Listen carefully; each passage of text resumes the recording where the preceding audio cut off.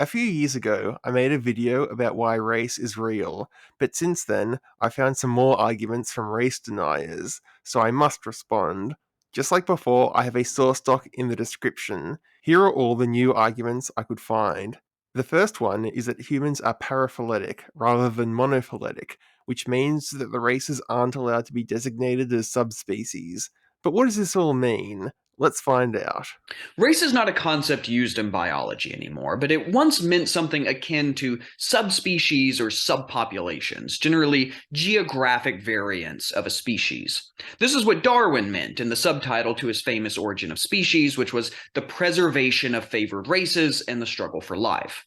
And this definition, all races are monophyletic, that is, they share a single, most recent common ancestor.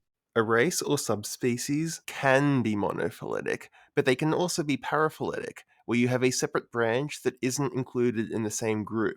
Some biologists advocate for phylogenetic nomenclature, where only monophyletic taxa are accepted. Others argue for the traditional method, which accepts paraphylicity. Their main concerns are the characteristics of the life forms. As of right now, the dorks in the former camp have not yet won the debate, and their demands remain more of a suggestion rather than a hard rule. About 19% of animal species are paraphyletic, and many subspecies are too. Here are some examples. So, how does this definition fare?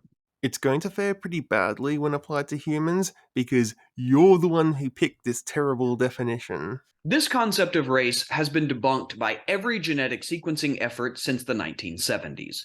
Yeah, the concept of race that hardly anybody uses. And even if your concept was a hard rule, I wouldn't care. Like, I'm not going to follow some stupid rule just because the man says I have to. I'm going to go with what makes the most sense. For over 40 years, we've known that there are no monophyletic groupings of humans. Shown in this figure from Fu et al. 2013, we see a dataset of people classified by continent and designated by colors, along with a corresponding phylogeny of each individual. As you can see, individuals from Africa are found all across the tree, meaning there are individuals living in Africa that are more related to Europeans than they are to other Africans. We see the same pattern among Asians and Europeans, where there are European individuals more related to some Asian populations than they are to other Europeans. He's correct on a technicality. There will be some people on the borders of continents that this statement is true for, but the implication he's making is that a more recent common ancestor means you'll be more closely related to someone, which isn't always true. As humans migrated around the world, they left people behind each step of the way. So you have situations where, for example, the common ancestor between an Iranian and a Georgian lived longer ago than the common ancestor between an Iranian and a Chinese man.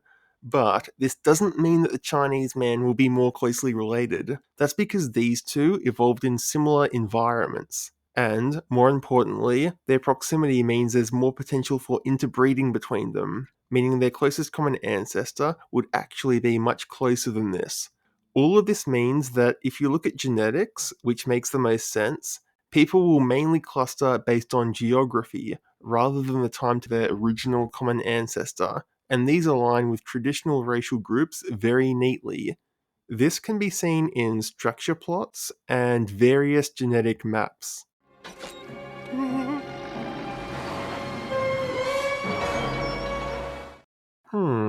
So that's why Armenians have such big noses. This is not at all what you would expect under the definition of race given on the previous slide. Here's a typical conversation that this guy has with people. Do you consider the wasp to be a legitimate category of insect? Yes, I do. But wasps aren't monophyletic. You shouldn't do that. As you can see, they are found all across the phylogenetic tree, meaning there are some of them that have a closer common ancestor to bees or ants than they do to other wasps. You're being unscientific. Your concept of the wasp has been debunked by every genetic sequencing effort since the 1970s. No, I think I'll keep referring to them as wasps. It's just better and easier that way. Ah. If this had been a dataset of any other organism, we would conclude that there are no geographic structuring present and that there are only one evolutionary lineage. Wrong. The next argument is that the Irish weren't considered white in the past, and these changing racial definitions over time indicate an underlying flimsiness of the whole idea of race. Well, who counts as white isn't based on genetics or even demographics. It's based on politics. In the United States, for example, Irish Americans, Italian Americans, and Polish Americans weren't considered white until the early 1900s. Okay, none of that is true. All of these people, including the Irish, were always considered white by the state and the vast majority of Americans. You know this is true when even someone named David Bernstein acknowledges it. Those who disagree point to the occasional times in history where a small number of people reject the Irish or Italians. Here are two examples I see brought up the most. One is this caricature meant as a joke from Harper's Weekly magazine in 1899, and the other is that Benjamin Franklin only considered these people to be white. So the argument we're actually dealing with is race isn't real because shitposters existed 100 years ago and because Benjamin Franklin was a turbo spurg. To which my response is, that's not an argument. Even though there are a few exceptions, our view on race has changed remarkably little throughout the centuries. Next, I'm going to respond to race denialism from Christians. This video is called One Blood, One Race with Ken Ham. I know. I'm finally making a video where I debunk creationists. It's been a long time coming. When Thunderfoot heard that I was making this video, he called me and welcomed me into the skeptic community, which was pretty cool. But then when he found out what I was actually arguing for, he immediately excommunicated me and denounced me as a heretic. So you can't win them all, I guess. And so we're starting from the Bible, building our thinking in regard to looking at the human race. If the Bible's account is true, which it is, we're all descendants of one man and one woman. If all human beings are descendants of one man and one woman, by the way, how many races of people are there? One. So that's easy. We just answered that one, right? Ken, everyone, whether they're religious or not, agrees that all humans descend from a common ancestor. But there's no rule in the Bible that says that we're not allowed to subdivide people because of that. We've clearly undergone a huge amount of microevolution after creation, so dividing us makes sense. And as we'll see later, it's something that God does all the time. You know, when you go to the doctor and they give you these long forms and you've got to fill out all these stupid things, and one of them is, what race are you? I encourage everyone, write down Adams. When it says other, Adams. And when the person at the desk says, excuse me, what's this Adam's race? Adam? Didn't you know Adam was the first man? Did you know we all come from Adam? God created Adam and Eve, and we're all descendants of Adam and Eve, and Adam sinned. And because of sin, that's why death came into the world. I know exactly how that conversation would go if you tried it in real life. Hello, Ken, this is your doctor. Before I prescribe your medication, there's just a question on this form that you forgot to fill out properly. Could you please tell me, what is your race or ethnicity? Adams. Okay, that was a weird answer. Ken, the reason why we need to know this is simply because some forms of medication don't work well for certain ethnic groups, and we also want to give preferential treatment to blacks and Native Americans. So, can you please just answer the question properly? Didn't you know Adam was the first man? Did you know we all come from Adam? God created Adam and Eve, and we're all descendants of Adam and Eve, and Adam sinned. And because of sin, that's why death came into the world. Let's look at Rahab, who was a Canaanite, lived in Jericho, and of course the Israelites were told not to marry the Canaanites, but it seems the same Rahab is in the lineage leading to Jesus. How could that be? Because she stopped being a Canaanite spiritually and became an Israelite spiritually, believing in the true God, then she's free to marry an Israelite.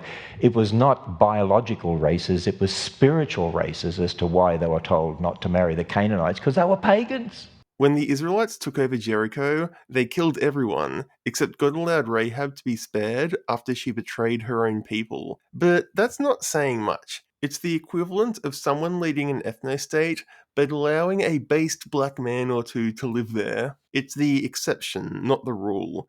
So I just don't think that it's the ringing endorsement of God being a race denier that Ken thinks it is.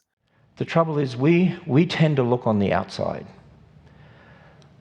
God gives us a principle that it's the inside that matters. Spirituality and ethnicity are both important to God. Here's a table I made. If Ken was right, God would order the Israelites to convert the Hittites, Amorites, and Jebusites to their religion. But he never does that. He's always ordering the Israelites to kill those people.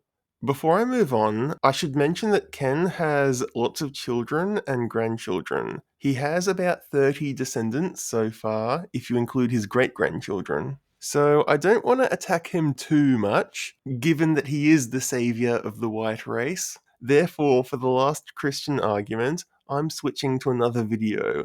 This is a debate between Joel Davis and Drew Pavlou. You had St. Paul say there is neither Jew nor Greek, for you're all one. For you're all one in Christ Jesus. This is from Galatians 3, verse 28.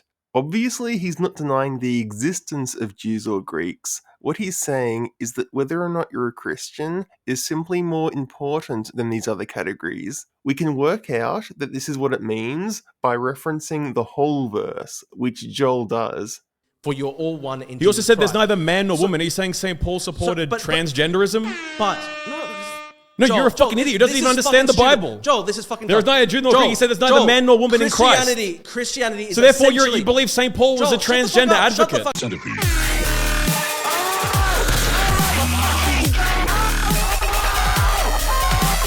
up. Come.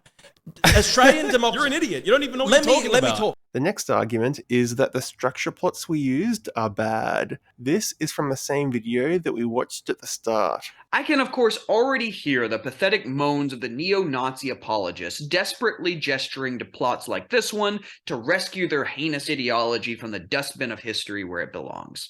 Now, let's talk about why this figure, and ones like it, can be deceptive.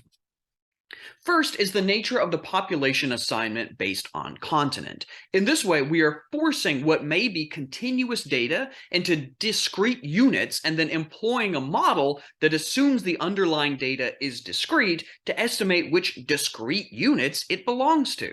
The continental labels were applied after the genetic clusters were determined. Secondly, there's no reason why we shouldn't be allowed to draw these discrete dividing lines when continuous data reaches a certain threshold.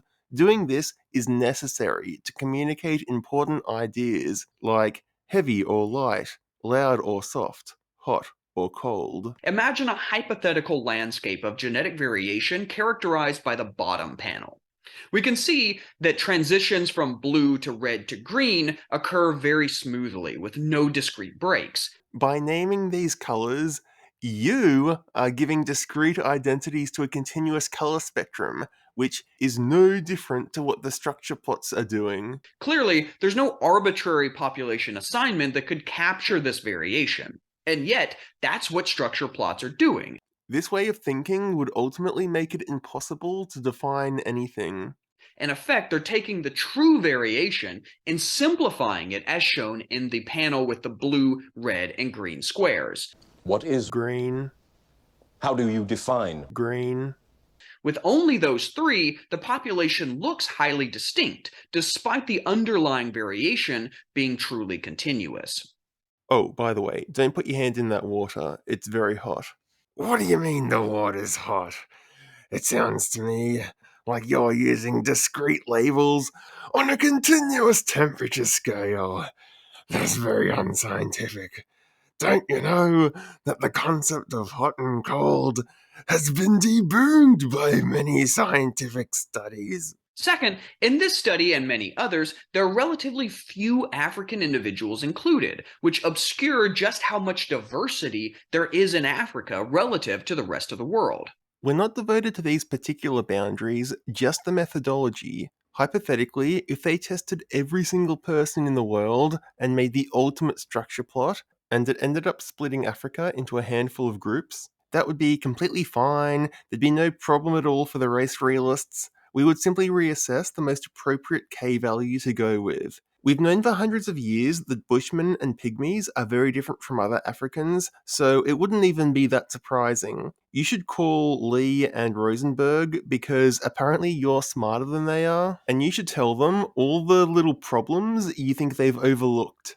The next argument is that racial differences in traits like IQ or sporting ability are caused by the environment rather than genetics. I guess when it comes to arguing with people who are actual white supremacists or people who describe themselves as neo-Nazis, there is arguably not that much point in engaging with them. Because you would lose. I'm less interested in those people. I'm much more interested in, you know, the family members that at Christmas your uncle says something which is a little bit racist. Little does he know, I am the racist uncle. Maybe it's often to do with sport. You know, black kids are better at football, which is why you see a disproportionate number of black men in the Premiership. Those people are more interesting to talk to because I don't think they are racist fundamentally. No, they are. The racist uncles of the world only bring up the pro-black thing because they're nervous that if they brought up the pro-white things, people like you would throw a hissy fit and Christmas would be ruined.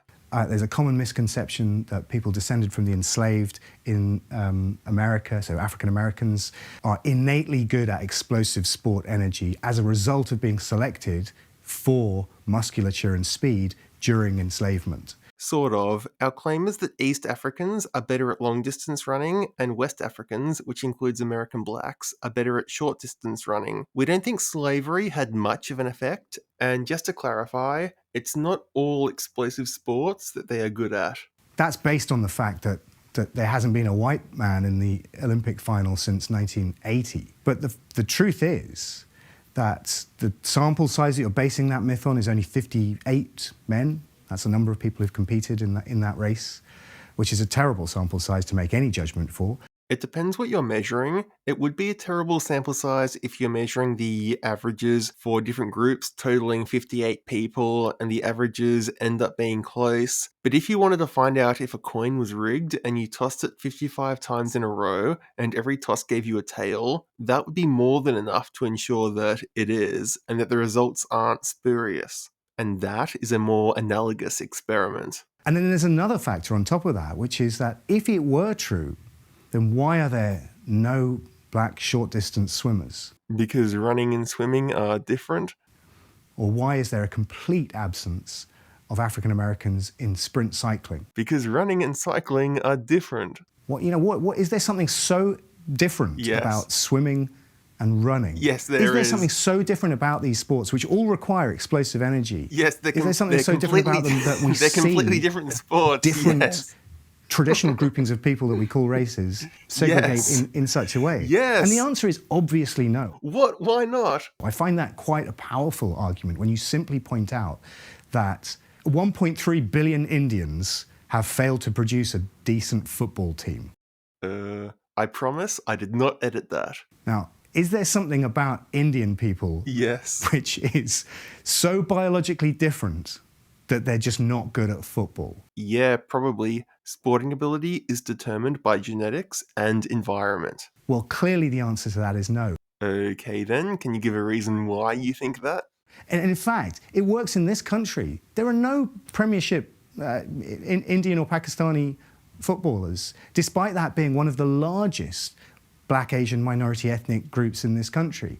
Now, is that biological or is that cultural? Both. Well, you know, I think the answer is pretty obvious. It's cultural, just to make it clear. But why? Why do you think that?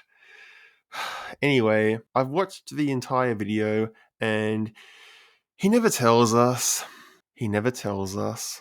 So now we're going to move on to the IQ part of this argument. Sorry, it's this guy again. To be clear, supposed differences between ethnically defined races in intelligence is an artifact that reflects the long history of Western colonialism, the slave trade, interventionism during the Cold War that destabilized economies and the socio-political landscape of countries across the Southern Hemisphere, state-sponsored segregation and apartheid, all of which have cast a long shadow over the economic development of countries that, shown here, display the lowest IQ scores. Study after study have shown that IQ scores are not innate biological measures. Why must you turn this video into a house of lies? But are capturing the socioeconomic status of the individual and their family. Once again, the overwhelming majority of papers say both are involved. Many say that genetics is more predictive of IQ in adults. I couldn't find any claiming that environment or nurture is. Furthermore, why do both of the poor East Asian countries have high IQs, and why do all the rich Arab countries have IQs around 80? The differences we see between these two maps are not absolute. They are relative to the current status quo. ついに開き直って絶望に手を伸ばしたか。俺の引いたカードは封印されしエクゾディア。何？今お前のカードが全て揃った。俺はもう何も取れない。みんなありがとう。仮の効果エクゾートフレーム。The last argument I could find, sorry, it's too risky to put this section on YouTube, and that covers everything. In conclusion, the aim of these two videos is to justify the existence of race from first principles. This is important groundwork for the more important questions which follow, like, should we let 1 million Somalis into our country? Some of my opponents on this matter hate white people, proven by their selective acceptance of race and anti-white rhetoric, or they are simply confused, well-meaning people. I've gone through lots of arguments that could convince this second type, but there is one argument which stands above the rest. The best argument for race realism by far, which is 100 times better than any other, is literally just a picture of an Aboriginal next to a beautiful European woman. It may be a grug argument, but it is an argument of the purest form, short, sharp, and straight to the point. If you deny race after seeing this, then you are a bonehead, no matter how prestigious your PhD is. So to finish this video, please enjoy this compilation.